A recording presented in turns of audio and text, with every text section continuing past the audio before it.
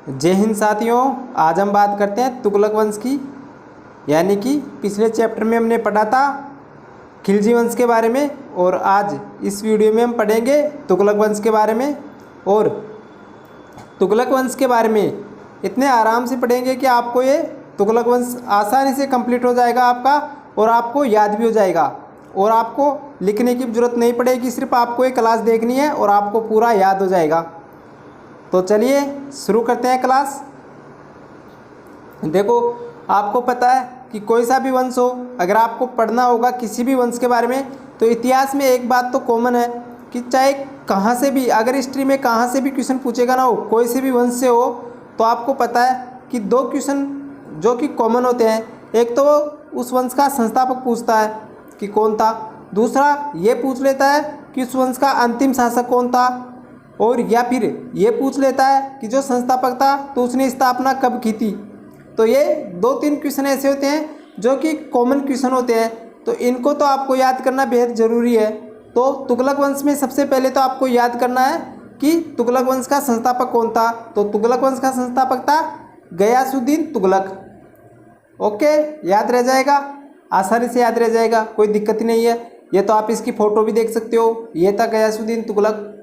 तो तुगलक वंश का संस्थापक कौन था? गयासुद्दीन तुगलक। ओके, वंश का संस्थापक गयासुद्दीन तुगलक। कब बनता है शासक? तो ये बनता है 8 सितंबर 1320 ईस्वी को ये शासक बनता है। ओके, कब बनता है शासक? 8 सितंबर 1320 ईस्वी को। ओके, आगे चलते हैं, तुगलक वंश के बारे में देखते हैं। अब देखते हैं जो गयासुद्दीन तुगलक है, इसके महत्वपूर्ण कार्य। ओके, यानी कि छोटे मोटे कार्य तो पूछा नहीं जाता है, जो इम्पोर्टेंट होते हैं उन्हीं का इतिहास में वर्णन है। क्योंकि आप जब भी हिस्ट्री पढ़ते हो तो आप हिस्ट्री हम अनुमान के अनुसार बताते हैं, क्योंकि उस टाइम का हमारे पास कोई लाइव रिकॉर्ड तो है नहीं, और जो महत्वपूर्ण जानकारी हमें किताबों से मिलती है या जो प्राचीन तथ्य मिलते हैं उन्हीं से हम अनुमान लगा सकते हैं हिस्ट्री के बारे में। क्योंकि हिस्ट्री के बारे में कन्फर्म कहना किसी के बस में नहीं है, क्योंकि जो प्राचीन तथ्य मिलते हैं उन्हीं से हम अनुमान लगाते हैं। ओके, तो इसके महत्वपूर्ण कार्य देखते हैं। जो गयासुद्दीन तुगलक है उसके महत्वपूर्ण कार्य देखते हैं। तो सबसे पहले इसने क्या किया था? अलाउद्दीन के समय ली गई अमीरों की भूमि को उन्हें वापस लौटा दिया। यानी कि जो अलाउद्दीन खिलजी था, उसने जितने भी अमीर थे उनसे भूमि ली थी ना, तो उसे इसने उन अमीरों को वापस लौटा दिया। यानी कि जो ये बोल सकते हैं हम कि जो जितने भी जमींदार थे, यानी जितने भी मुस्लिम जमींदार थे, उनसे जो भूमि ली गई थी वापस, और सीधे यानी कि जो राज्य के अंतर्गत जो भूमि थी, जो सीधे अलाउद्दीन खिलजी ने अपने अंडर में ले ली थी। यानी कि जिस भूमि पर सीधा अलाउद्दीन खिलजी ने अपना नियंत्रण कर लिया था, उस भूमि को इसने वापस उन्हीं अमीरों को दे दिया था, और उस पर केवल कुछ टैक्स लगा दिया था। ओके, दूसरा महत्वपूर्ण कार्य आता है इसका कि इसने सिंचाई के लिए कुएं व नहरों का निर्माण करवाया, जो कि वेरी वेरी इंपॉर्टेंट क्वेश्चन है। ये इंपॉर्टेंट क्वेश्चन आपको याद रखना ही है। क्या क्वेश्चन बनता है यहाँ पे कि भारत में, या आप ये भी कह सकते हो कि जो सिंध प्रांत है उसमें, यानी कि भारत में सबसे पहले नहरों का निर्माण करवाने वाला प्रथम शासक कौन था?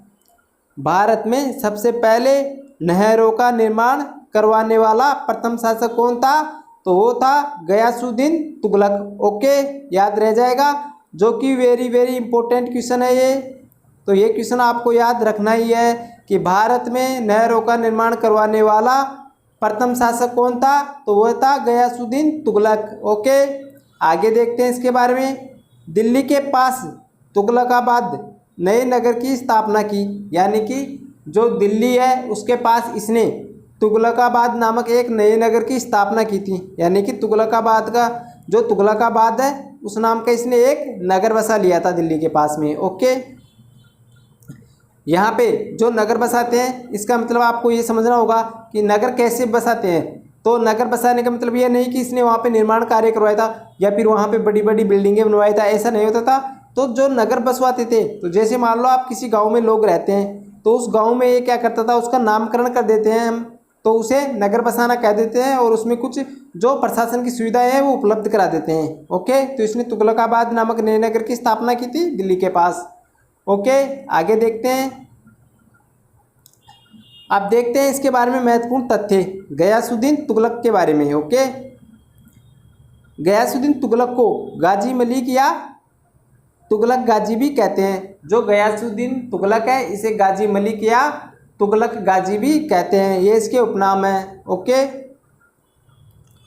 गयासुद्दीन तुगलक यानी कि गयासुद्दीन तुगलक दक्षिण भारत को प्रत्यक्ष रूप से दिल्ली सल्तनत के अधिकार क्षेत्र में शामिल करने वाला प्रथम शासक था। यानी कि जो दक्षिण भारत है, वैसे तो जो दक्षिण भारत है उसने अलाउद्दीन खिलजी ने भी जीत लिया था, लेकिन अलाउद्दीन खिलजी क्या करता था, जिस भी भूभाग को जीतता था वहाँ पे लूटपाट करके वहाँ पर किसी और को शासक बैठा देता था। ओके, या फिर उसे राज्य पुनः वापस लौटा देता था, या फिर अपने किसी जो मंत्री होते थे उन्हें राज्य दे देता था। ओके, और उन्हें वहाँ का शासक बना देता था। लेकिन दक्षिण भारत को प्रत्यक्ष रूप से दिल्ली सल्तनत के अधिकार क्षेत्र में लाने वाला प्रथम शासक कौन था, गयासुद्दीन तुगलक, याद रह जाएगा। ओके, जब गयासुद्दीन तुगलक, अब यहाँ से इसके अंत की कहानी शुरू होती है। जब गयासुद्दीन तुगलक खुसरो शाह के शासनकाल में उत्तर पश्चिमी सीमा प्रांत का शासक था, यानी कि जब गयासुद्दीन तुगलक जो खुसरो शाह था, यानी कि जो खिलजी वंश का शासक था खुसरो शाह, उसके शासनकाल में ये क्या था, एक जो उत्तर पश्चिमी सीमा प्रांत था वहाँ का प्रशासक था। यानी कि उसके अधीन ये भी कह सकते हैं हम कि एक छोटा सा अमीर था या छोटा सा सरदार था। ओके, तो उस समय खुसरो शाह ने, जो अलाउद्दीन जो खिलजी वंश है ना, खिलजी वंश का शासक था खुसरो शाह, उसने क्या किया था, प्रसिद्ध सूफी संत एक उस टाइम के जिनका नाम था निजामुद्दीन औलिया। निजामुद्दीन औलिया को उसने क्या किया था, खुसरो शाह ने व्यापक रूप से धन दक्षिणा के रूप में दिया था। यानी कि एक धार्मिक गुरु था मुस्लिमों का, कौन था, प्रसिद्ध सूफी संत निजामुद्दीन औलिया, जिसको क्या किया था, उस टाइम पे शासक था खिलजी वंश का खुसरो शाह, जिसने उसे व्यापक रूप से धन जो दान दक्षिणा के रूप में देते हैं वो उसने दिया था निजामुद्दीन औलिया को। तो उस टाइम पे सामंत कौन था, ये था कौन, गयासुद्दीन तुगलक। तो इसे पता था कि ये इतना काफ़ी मात्रा में इसे धन दिया गया है किसे, सूफी संत निजामुद्दीन औलिया को। ओके, तो उस वक्त तो ये कुछ नहीं करता है, लेकिन जैसे ही गयासुद्दीन तुगलक शासक बनता है, यहाँ पे देख सकते हो आप, जैसे ही गयासुद्दीन तुगलक शासक बनता है तो इसने शासक बनते ही निजामुद्दीन औलिया से उस धन की वापस मांग की। यानी कि जो खिलजी वंश का शासक था जो खिलजी वंश का शासक था खुसरो शाह, वो तो निजामुद्दीन औलिया को धन देता है किसमें, दक्षिणा में, और इस दक्षिणा के धन को वापस मांग लेता है कौन, गयासुद्दीन तुगलक। किससे मांगता है, निजामुद्दीन औलिया, जो निजामुद्दीन औलिया है उससे उस धन को वापस मांग लेता है कि जो आपको धन दिया गया है उसे वापस दे दो। ओके, उस धन की वापस मांग करता है, किंतु निजामुद्दीन औलिया ने धन देने से मना कर दिया। तो जो निजामुद्दीन औलिया था उसने धन देने से साफ इनकार कर दिया कि मैं वो धन वापस नहीं दूंगा।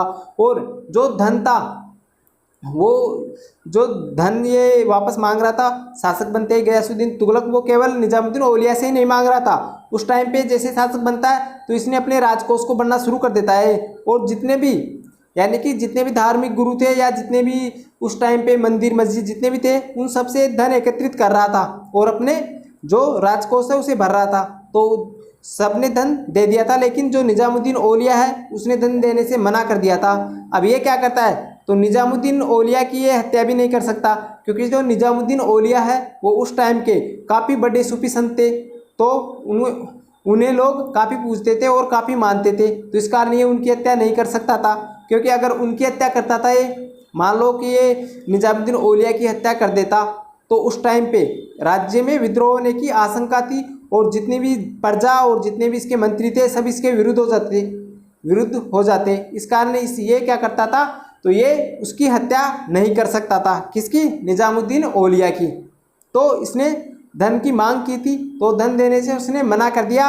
और फिर ये जो बंगाल है, बंगाल में एक विद्रोह होता है, तो उस विद्रोह के लिए दबाने के लिए वहाँ पे चला जाता है, या बंगाल विजय करने के लिए चला जाता है कौन, गयासुद्दीन तुगलक। लेकिन जैसे वहाँ पे ये विद्रोह को दबा देता है, या ये भी कह सकते हैं कि जैसे बंगाल को विजय कर लेता है, तो फिर इसे सूचना मिलती है कि जो निजामुद्दीन औलिया है वो कहाँ पे है, दिल्ली में। तो ये निजामुद्दीन औलिया को दिल्ली छोड़ने का आदेश देता है कि आप तुरंत दिल्ली छोड़ दो, मैं आ रहा हूँ दिल्ली में। कौन कहता है, गयासुद्दीन तुगलक, नहीं तो मैं आपको बंदी बना के जेल में डाल दूंगा। तब निजामुद्दीन औलिया कहते हैं किससे, तुगलक से कहते हैं, यानी कि जो संदेश के द्वारा कहते हैं, यानी कि जो पहले संदेश भेजा करते थे तो ये संदेश में वापस भिजवाते हैं इसके पास, गयासुद्दीन तुगलक के पास, निजामुद्दीन औलिया, और कहते हैं कि दिल्ली अभी दूर है। किससे कहते हैं ये, तो ये शब्द काफ़ी इंपॉर्टेंट है कि दिल्ली अभी दूर है। ये शब्द निजामुद्दीन औलिया ने किस शासक के बारे में कहा है या किस शासक के लिए कहा है, तो दिल्ली अभी दूर है ये शब्द गयासुद्दीन तुगलक के लिए कहा है। किसने कहा है, निजामुद्दीन औलिया ने। या क्वेश्चन ये भी पूछा जाता है कि गयासुद्दीन तुगलक के लिए दिल्ली अभी दूर है ये शब्द किस संत ने कहे हैं, तो ये शब्द कहे हैं निजामुद्दीन औलिया ने। ओके, आगे देखते हैं। 1325 ईस्वी में बंगाल अभियान से लौटते समय, जब ये लौटता है वापस बंगाल अभियान से लौटते समय, जूना खान द्वारा निर्मित लकड़ी के महल में दबकर गयासुद्दीन की मृत्यु हो जाती है। ये लो, जैसा कि इसने कहा, किसने, निजामुद्दीन औलिया ने, कि दिल्ली अभी दूर है, यानी दिल्ली पहुंचो तो सही पहले, फिर बाद में मुझे कैद करना। लेकिन ये जैसे ही दिल्ली के लिए रवाना होता है तो रास्ते में इसकी मृत्यु हो जाती है गयासुद्दीन तुगलक की। कब, 1325 ईस्वी में। और किसके द्वारा बनाए गए महल में होती है, जूना खान द्वारा बनाए गए लकड़ी के महल में दबकर इसकी मृत्यु हो जाती है। अब यहीं से देखो आप, यहीं से फिर इसका पुत्र है जूना खान। ये जो जूना खान है ये इसका पुत्र है, किसका, गयासुद्दीन तुगलक का पुत्र है, जिसके द्वारा जो महल बनवाता है लकड़ी का, और उसी महल में दबकर गयासुद्दीन की मृत्यु हो जाती है। अब ये देखो यहाँ से, अभी जो शासक है, नया शासक शुरू हो जाता है। गयासुद्दीन तुगलक की मृत्यु के बाद जूना खान मोहम्मद बिन तुगलक के नाम से शासक बनता है। जो जूना खान है ये या कह सकते हैं कि इसकी किस्मत बहुत ही खराब थी, यानी कि जो दिल्ली सल्तनत के शासक हैं उनमें सबसे अगर किस्मत खराब थी या सबसे कोई बदनसीब शासक था तो वह था गयासुद्दीन तुगलक का पुत्र मोहम्मद बिन तुगलक या जूना खान। मोहम्मद बिन तुगलक बहुत ही बदनसीब शासक था, या बहुत ही, ये समझ सकते हैं कि बहुत ही पागल शासक था। क्यों, क्योंकि देखो एक तो ये लकड़ी का महल बनवाता है, ओके, अपने पिता के लिए, कि यहाँ पे अपने पिता आएंगे और आराम करेंगे क्योंकि रास्ते में थक जाएंगे, तो उनके लिए महल बनवाता है। लेकिन इसकी बदनसीबी देखो, उस महल में वो महल गिर जाता है और उससे दबने से गयासुद्दीन की मृत्यु हो जाती है। और लेखक ये भी कहते हैं कुछ लेखक कि जो एक गयासुद्दीन तुगलक है इसकी मृत्यु इसके पुत्र ने ही करवाई थी, जो जूना खान है उसी ने इसकी मृत्यु करवाई थी, यह भी कहते हैं। क्योंकि ऐसा जो इतिहासकार हैं वह अनुमान लगाते हैं, क्योंकि ये जो जूना खान है यानी मोहम्मद बिन जो तुगलक है वो क्या था, निजामुद्दीन औलिया का शिष्य बन गया था। इस कारण ये आरोप लगाया जाता है इस पे इतिहासकारों द्वारा कि इसी ने इसकी मृत्यु करवाई थी। या यह भी कह सकते हैं कि इसकी किस्मत बिल्कुल ही खराब थी, इस कारण ये कलंक इसके ऊपर लग गया था। ओके, अब देखते हैं इसकी किस्मत खराब कैसी थी और इसके बदनसीब होने का क्या कारण था। ये जो भी कार्य करता था सारा उल्टा पुल्टा हो जाता था, यानी कि ये भी कह सकते हैं कि दिल्ली के सुल्तानों में सबसे पागल शासक था ये। पागल शासक क्यों, वैसे तो मैंने आपको बताया था वहाँ पे पागल शासक एक और बताया था मैंने पिछले चैप्टर में आपको, लेकिन ये भी पागल शासक नहीं था। ये कह सकते हैं कि ये काम तो अच्छा करता था लेकिन हो बुरा जाता है। जैसे अभी भी वर्तमान में जैसे कुछ लोग कहते हैं ना कि मैं कुछ भी अच्छा करता हूँ लेकिन मेरे साथ हमेशा बुरा हो जाता है, यानी कि जब भी ये कुछ अच्छा करने की सोचता था तो उसका विपरीत हो जाता था, यानी कि ये कुछ अच्छा करने के लिए कदम उठाता था तो वो कार्य उल्टा हो जाता था और वो बिल्कुल बुरा कार्य हो जाता था। तो अब देखते हैं इसके कार्य। मोहम्मद बिन तुगलक के बारे में देखते हैं। सबसे पहले यह दिल्ली के सुल्तानों में सबसे शिक्षित व योग्य व्यक्ति था। देखो आप ये भी देख सकते हो कि सबसे शिक्षित और विद्वान था और सबसे योग्य व्यक्ति था ये कौन, मोहम्मद बिन तुगलक। लेकिन बस एक ही चीज़ थी इसके पास, एक ही चीज़ की कमी थी, वह थी किस्मत की, जो कि इसकी किस्मत बहुत ही खराब थी बेचारे की। क्यों, क्योंकि इसे ये जो भी कार्य करता था तो उसके विपरीत कार्य हो जाता था। ये जनता की भलाई के लिए जो भी कदम उठाता था तो वो कदम उल्टा पड़ जाता था और जनता की उसमें बुराई हो जाती थी। आप देख सकते हैं इसके बारे में आगे। इसे अपनी सनक भरी योजनाओं और क्रूर कृत्यों और दूसरे के सुख दुख के प्रति उपेक्षा भाव रखने के कारण, यहाँ से ये पॉइंट आपको अंडरलाइन कर लेना है, ये बहुत ही इंपॉर्टेंट पॉइंट है, इसे याद करना है। स्वप्नशील, पागल एवं रक्त पिपासु शासक कहा गया है। इसे अपनी सनक भरी योजनाओं, क्रूर कृत्यों, दूसरे के सुख दुख के प्रति उपेक्षा भाव रखने के कारण क्या कहा गया है, स्वप्नशील, पागल एवं रक्त पिपासु शासक। ये देख सकते हो आप, पागल भी बोल रहे हैं इसमें इतिहासकार कि जो मोहम्मद बिन तुगलक है इसे अपनी सनकबरी योजनाओं के कारण स्वप्नशील, पागल और रक्त पिपासु शासक कहा गया है। देखो स्वप्नशील क्यों? क्योंकि ऐसा कहते हैं इतिहासकार कि जो भी चीज़ सपने में देख लेता था ना तो उस चीज़ का दूसरे दिन सच करने में लग जाता था। जैसे इसे रात में कोई भी सपना आ जाता था तो दूसरे दिन क्या करता था, ये आदेश दे देता था अपने सैनिकों को कि जाओ इस कार्य को पूरा करो, मुझे रात को सपना आया था और ये ऐसा होगा। तो इस कारण इसे स्वप्नशील कहते थे कि ये सपने ज़्यादा देखता था। ओके। पागल क्यों कहते हैं? क्योंकि ये ऐसे ऐसे निर्णय ले लेता है जिससे लोग इसे पागल मानने लगते हैं। आगे पढ़ोगे आप इसके निर्णय, इसके कार्य जो कि बहुत ही अजीब अजीब कार्य हैं जिन्हें देखते ही इतिहासकारों को भी एक बार तो हंसी आ जाती है, और रक्त पिपासु भी कहा जाता है इसे। तो चलिए आगे देखते हैं इसके बारे में। अब देखते हैं इसके महत्वपूर्ण कार्य। महत्वपूर्ण कार्य क्या है इसके? पूरे नहीं हुए महत्वपूर्ण कार्य। इसने इतिहास में जितने भी कार्य किए हैं ना, सारे कार्य इसके अधूरे रहे हैं। इसी कारण इसे किस्मत बदनसीब शासक भी कहते हैं, दिल्ली का बदनसीब सुल्तान भी कहते हैं इसे। ओके। तो देखो इसने सबसे पहले बहुत ही अच्छा कदम उठाता है, क्या कि ये क्या करता है, कृषि के लिए एक नया विभाग बनाता है, कृषि के विकास के लिए। तो इसने यहाँ से देख सकते हो आप, इसने कृषि के विकास के लिए एक नए विभाग, अमीर ए कोही विभाग की स्थापना की। यानी कि कृषि के विकास के लिए एक अच्छा विभाग बनाता है कि अमीर ए कोही। तो जो अमीर ए कोही विभाग है ये क्या करता था, जो कृषि के अयोग्य भूमि है ना, अयोग्य भूमि को क्या करता है, योग्य बनाता था, उसमें सिंचाई विचाई करके योग्य बनाने का इसका कार्य था। लेकिन वो कहते हैं ना कि किस्मत खराब होती है तो हर अच्छा किया हुआ कार्य भी बुरा हो जाता है। तो इसके साथ क्या होता है, ये अमीर एक कोही नामक विभाग तो बनाता है सिंचाई की सुविधा को बढ़ाने के लिए, लेकिन इसके विपरीत हो जाता है। ये क्या करता है, जो अमीर एक कोही नामक विभाग था इसके लिए ये कोई भी गुप्तचर विभाग नहीं बनाता है। यानी कि जब मान लो कोई भी विभाग बनाते हैं तो उसकी निगरानी करने के लिए एक गुप्तचर विभाग भी चाहिए, या ऐसे कर्मचारी चाहिए जो कि इसमें जांच कर सके कि ये कार्य ठीक से हो रहा है या नहीं। तो जो अमीर एक कोई विभाग था इसके लिए इसने काफ़ी धन खर्च किया, जो कृषि की भूमि है उसके लिए इसने काफ़ी धन खर्च किया। लेकिन जितना भी धन खर्च करता था ये कृषि के लिए, वो सारा धन ये बीच में जो अमीर एक कोई विभाग के जो कर्मचारी थे वो खा जाते थे, और जो कृषि के लिए कुछ भी काम नहीं किया जाता था और सारे धन को यही बीच में खा जाते थे, और करप्शन बहुत ज़्यादा हो जाता था, यह भी कह सकते हैं हम। तो क्या होता है, तो अमीर एक कोई विभाग भी असफल हो जाता है क्योंकि इसका राजकोष खाली हो जाता है इस विभाग के चक्कर में। ये विभाग बना देता है कि कृषि को बढ़ावा देंगे और अपनी आय भी बढ़ जाएगी, राजकोष भी बढ़ जाएगा अपना, लेकिन होता इससे विपरीत है क्योंकि कृषि के लिए विभाग तो बना देता है लेकिन उसकी जांच के लिए कोई विभाग नहीं बनाता है, उस पर नज़र रखने के लिए कोई विभाग नहीं बनाता है। तो क्या होता है कि जो सारा धन होता था वो उस धन को इसके कर्मचारी खा जाते थे बीच में ही। तो कृषि के लिए कुछ अच्छा कदम नहीं उठ पाता है। ओके। और इसका राजकोष खाली हो जाता है। तो ये देख लो, एक तो अच्छा कदम उठाता है और बुरा हो जाता है इसके साथ।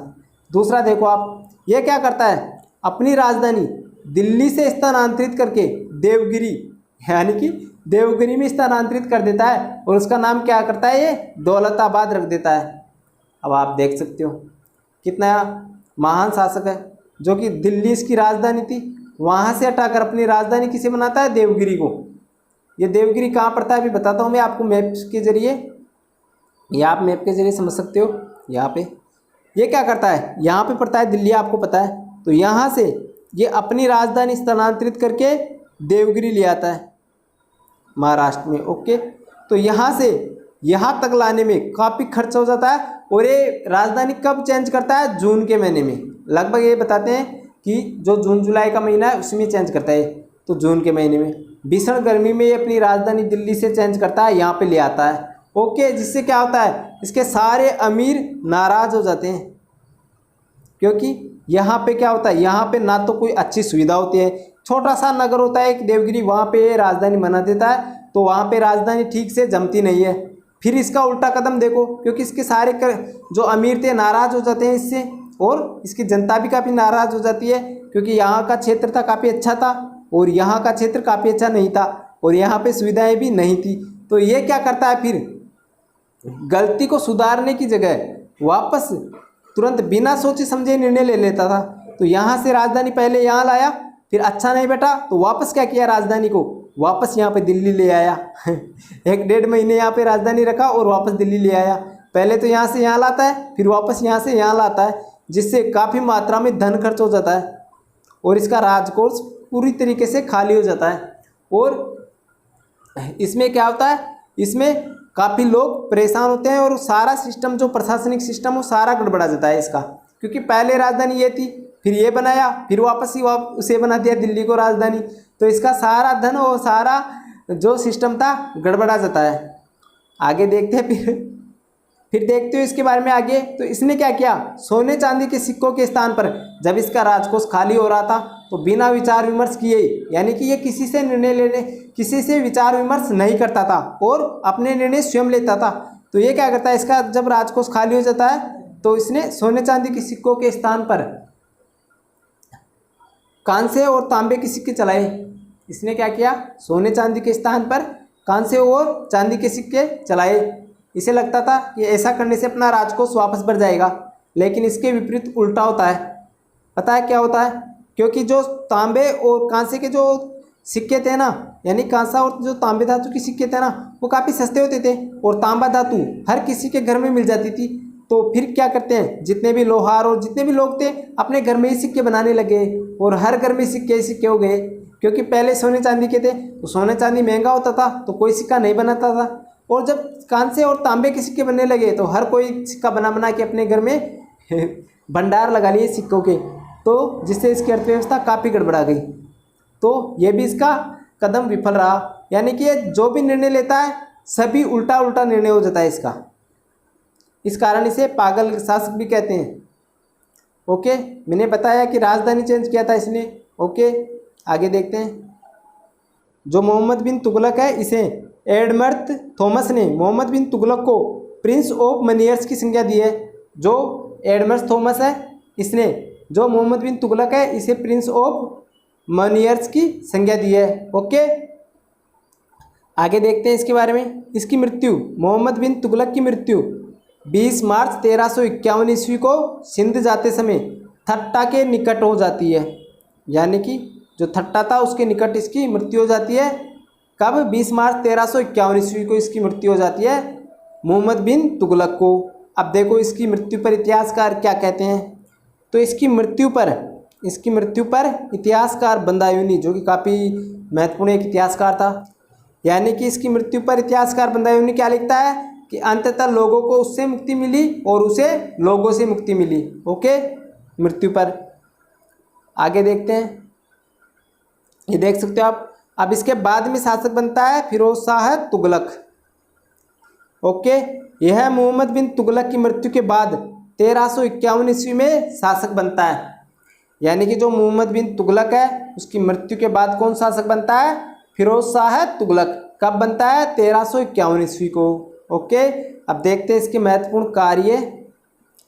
इसने शासक बनते ही 24 कष्टदायक करों को समाप्त किया और केवल 4 कर, कौन कौन से, खराज, खुम्स, जजिया और जकात वसूल करने के आदेश दिए। यानी कि जो 24 कष्टदायक कर थे उन्हें समाप्त कर दिया और 4 कर, खराज, खुम्स और जजिया और जकात कर को लागू कर दिया इसने। यह ब्राह्मणों पर जजिया कर लगाने वाला प्रथम मुस्लिम शासक था। ये क्वेश्चन इम्पोर्टेंट है, ये क्वेश्चन आपको याद रखना है कि ब्राह्मणों पर जजिया कर लगाने वाला प्रथम मुस्लिम शासक कौन था, तो वह था फिरोज शाह तुगलक। ब्राह्मणों पर जजिया कर लगाने वाला प्रथम मुस्लिम शासक कौन था, फिरोज शाह तुगलक। ओके, याद रखना है, वेरी वेरी इंपॉर्टेंट क्वेश्चन है। आगे देखते हैं इसके बारे में। इसने अनेक नए नगरों की स्थापना की, जिसमें हिसार, फिरोजाबाद, फतेहाबाद, जौनपुर आदि प्रमुख है। ओके, इसने भारत में सबसे अधिक नहरों का निर्माण करवाया। भारत में सबसे पहले नहरों का निर्माण किसने करवाया था, तो भारत में सबसे पहले नहरों का निर्माण जो गयासुद्दीन तुगलक था उसने करवाया था। लेकिन सबसे अधिक नहरों का निर्माण किसने करवाया था, फिरोज शाह तुगलक ने।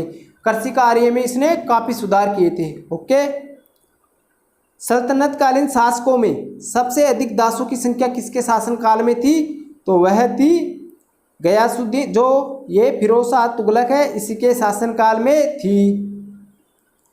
अब देखते हैं तुगलक वंश का अंतिम शासक कौन था। तो तुगलक वंश का अंतिम शासक था नसीरुद्दीन महमूद तुगलक, यानी कि नासिरुद्दीन महमूद तुगलक भी कहते हैं इसे। ये तुगलक वंश का अंतिम शासक था, जो कि इम्पोर्टेंट है, आपको याद रखना ही है ये कि तुगलक वंश का अंतिम शासक कौन था। तो तुगलक वंश का अंतिम शासक था नासिरुद्दीन महमूद तुगलक, ये इसका अंतिम शासक था तुगलक वंश का। आपको पता है कि संस्थापक और अंतिम शासक तो पूछे ही जाते हैं। इसके बारे में आगे देखते हैं। इसका शासन दिल्ली से पालम तक रह गया था, यानी कि जो इसका शासन था बहुत ही सीमित क्षेत्र में रह गया था, क्योंकि बहुत ही कमज़ोर शासक होते जा रहे थे। तो जो जैसे जैसे कमज़ोर शासक होते जाते हैं तो वैसे वैसे उसका शासन घटता जाता है। तो इसके शासनकाल में इसका शासनकाल कहाँ से कहाँ तक रह गया था? दिल्ली से पालम तक। ओके, आगे देखते हैं। यह इसका शासनकाल दिल्ली से पालम तक रह गया था। इसके समय में 1398 ईस्वी में तैमूर लंग ने दिल्ली पर आक्रमण किया था। ये जो कि इम्पोर्टेंट है, तैमूर लंग ने किस तुगलक वंश के शासक के समय दिल्ली पर आक्रमण किया था? तो ये इम्पोर्टेंट क्वेश्चन है। ओके, तो ठीक है, ये थी तुगलक वंश के बारे में जानकारी। मिलते हैं नेक्स्ट वीडियो में, तब तक के लिए इस वीडियो को लाइक करना, शेयर करना और चैनल को सब्सक्राइब करना।